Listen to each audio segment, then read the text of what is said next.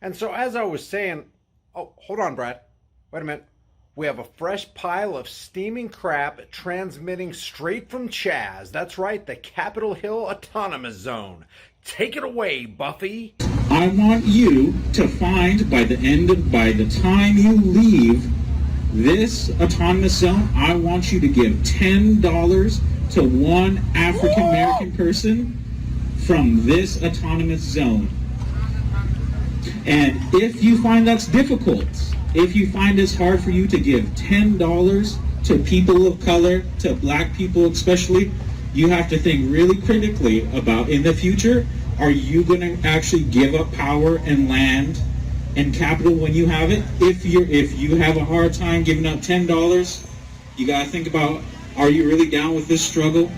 Are you really down with the movement? Because if that is a challenge for you, then I'm unsure if you're in the right place. So find an African American person. The white people, I see you. I see every single one of you, and I remember your faces. You find that African American person and you give them $10. Cash App, Venmo, $10 in your pocket. That's my challenge to you. Do it.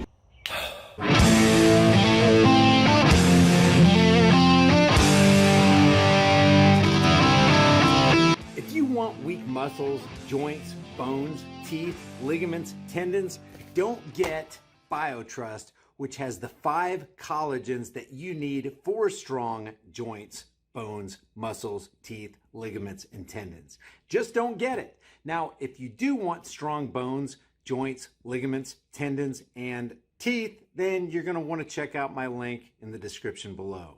Go to healthwithflix.com, watch a couple videos, and pick some of this stuff up. You'll be glad you did. Let's talk about slavery for a couple minutes. But we need to discuss the true, undiluted, whole story of slavery, not the half story we've all been led to believe. Half-truths are lies, and lies will always divide and confuse, while truth heals and guides us.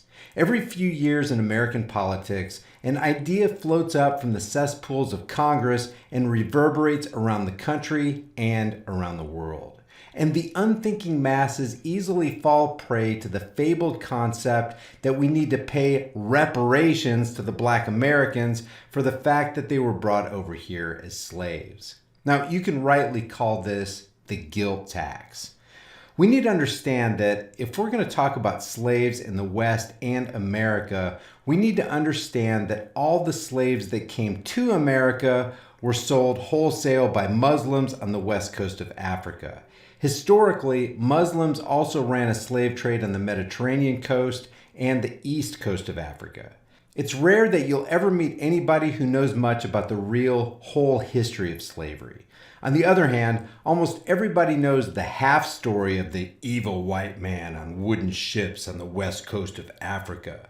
But if you want to be honest about the story of slavery, we need to study the entire history of the practice so many people are sensitive about. The first thing people need to realize is that slavery is universal. The victims of slavery are not relegated to one people group or to one skin color. The term slave has its origins in the word Slav. The Slavs, who inhabited a large part of Eastern Europe, were taken as slaves by the Muslims of Spain during the 9th century AD. Slavery can broadly be described as the ownership, buying, and selling of human beings for the purpose of forced and unpaid labor. Slavs were primarily Caucasian. The act of holding slaves is not relegated to being applied to a particular race. When a man of any color enslaves a man of any other color, it's because the slave master sees his slave as his self-benefiting property from whom he can extract cheap labor. Eastern Europeans, that's all tribes and cultures, had slavery, and there were different kinds of slaves. For example, the Romans had slaves who were accountants and teachers, but they also had slaves who did mining and field work, and others held slaves to be gladiators. Even Native Americans had slaves. And there was a particular form of slavery in Europe and Russia called serfdom, in which when you bought the land, the people came with it. Serfdom was the status of many peasants under feudalism, specifically relating to manorialism and similar systems. It was a condition of debt bondage and indentured servitude which developed during the late antiquity and early Middle Ages in Europe and lasted in some countries until the mid-19th century. Lest we forget, slavery was accepted in Christianity, Buddhism, Islam, and Judaism. The Greeks had slaves, the Egyptians had slaves, and all the countries in what we now call the Middle East today all had slaves. So the question is, what finally stopped all this widespread slavery business? In the practical sense, slavery hasn't ceased at all. It's simply taken on a different form. Everybody who pays taxes is a slave, whether he likes it or not, to a system that is operated and controlled by the Zionist international bankers and their band of corporate misfits called politicians.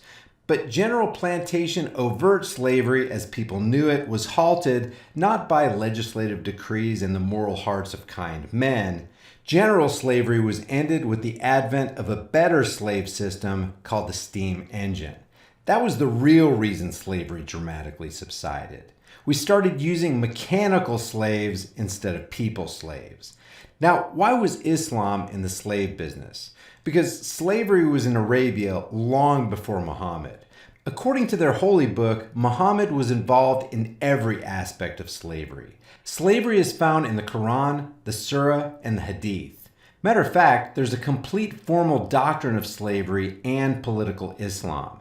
Muhammad's first business as a wholesaler of slaves was with the Jews when he moved to Medina. It was half Jewish. There were 3 tribes, but 2 of those tribes were driven off, and then he attacked the 3rd and last tribe. He defeated them, and the men were executed, 800 in one day. The women were sold into slavery, wholesale lots, and then the children were adopted into the families. Muhammad had sex slaves. His favorite was Miriam. She was described as being fair, that is, light-skinned. Now, the Sunnah of Muhammad is to be followed by all Muslims as much as possible, that is, to imitate his behavior. So this leads to the fact, if you study the prices of slaves in the Islamic slave market, the highest price was always for Caucasian slaves. Muhammad had all kinds of slaves: black men, black women, white men. His favorite wife, Aisha, had a black slave. He had Arab slaves, Jewish slaves, polytheist slaves, Christians, blacks, and whites. And Islam means submission. Now, Muslims see slavery as a door to Islam because only non-Muslims called kafirs, which means infidel, can be captured, and the only way they can be freed is to convert to Islam. So from one strange point of view, the slave business was simply a door to enter Islam. As an example of how important slavery was in this Arab world, there's over 36 words for slave in the Arabic language. Now, all this was normal at the time. The Muslims, if you bring up the subject of slavery in Islam, like to say how well the slaves were treated. For example, freeing a slave is a good deed. But they also teach that a slave who escapes will not have his prayers heard. So it's okay if your master frees you, but if you try to free yourself, well, you're not a good person and Allah won't hear you. The basic implication is that you're a kafir, an infidel, or an unbeliever if you escape. You can call that a mind control technique. They said slaves should be treated well, but no matter how well you treat slaves, no one ever volunteers to become one. And what about the damage to those Caucasians and blacks who were treated as slaves? Scholar Thomas Sowell wrote, quote, "Of all the tragic facts about the history of slavery, the most astonishing to an American today is that although slavery was a worldwide institution for thousands of years, nowhere in the world was slavery a controversial issue prior to the 18th century. People of every race and color were enslaved and enslaved others. White people were still being bought and sold as slaves in the Ottoman Empire decades after American blacks were freed," end quote. Sowell also found that about 11 million slaves were imported across the Atlantic, and there are 14 million African slaves on the north coast of Africa and on the east coast of Africa. David Livingstone, who estimated that for every slave who reached the plantation, 5 others died by being killed in the raid, or died on the forced march, or from illness or deprivation. So for 25 million total slaves, this is 120 million Africans killed. Now, the current slave story in America is that the only slave owners were white Christian men. But a half story is always a lie. What's the whole story? Here's an example of what happens when you're only told half the story for many years. A couple decades ago, the world's reigning heavyweight boxing champion was a man called Muhammad Ali. But that was not his birth name.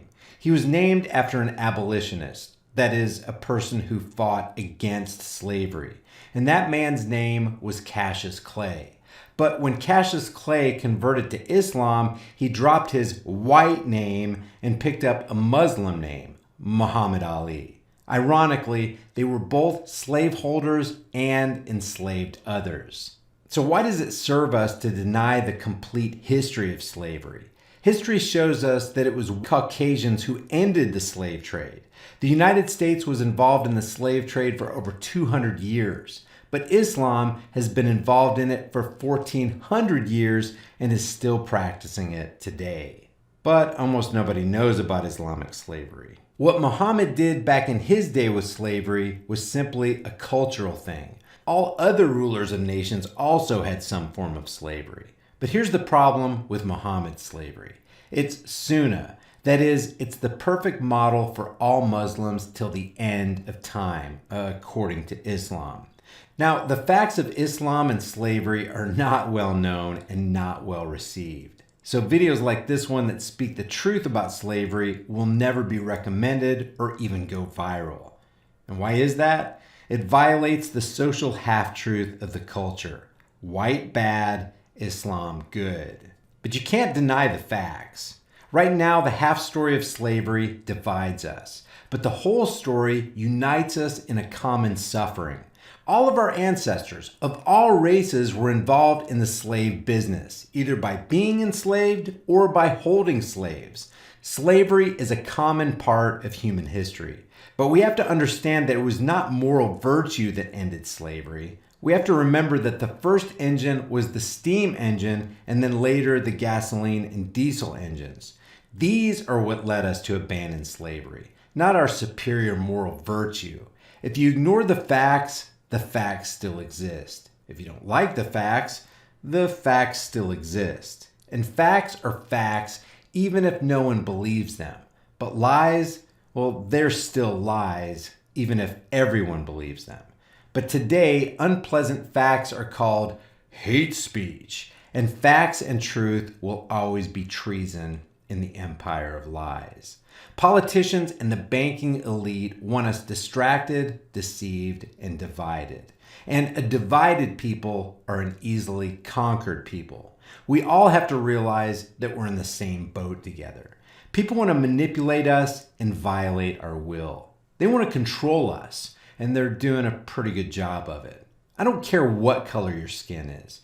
Your ancestors and mine, somewhere down the line, were oppressed and enslaved. Today is a new day. The question is, will we stand together or will we allow them to enslave us again where eventually we'll all hang separately? If you get something positive out of these videos, subscribe to the channel, hit the bell notification icon, give them a thumbs up, share them with everybody you know, and don't forget to subscribe to my private email list through my website, highimpactflix.com. If you want to support this channel, the Patreon, PayPal, Bitcoin, and Subscribestar links are in the description below. Or you can grab a hard-hitting, conversation-starting shirt from the shirt store that I can't show you on this platform or I'll get kicked off. When you visit the store, you'll know exactly what I'm talking about. Leave your thoughts about this for the world and the Google Thought Police in the comments section below, and I'll see you guys in the next heavily censored, shadow banned, and 100% demonetized video.